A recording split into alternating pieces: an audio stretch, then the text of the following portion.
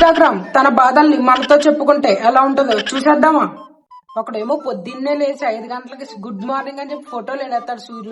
సూర్యుడు రోజు వచ్చేవాడే కదరా. మళ్ళీ ఏదో బ్రేకింగ్ న్యూస్ లో రోజు పెట్టేస్తా ఉంటాడు. మళ్ళీ ఇంకో బ్యాచ్ ఉంటది, ఒక టీ తాగినా ఒక బిస్కెట్ తిన్నా ఇక్కడికి వెళ్ళినా సరే వదలరా.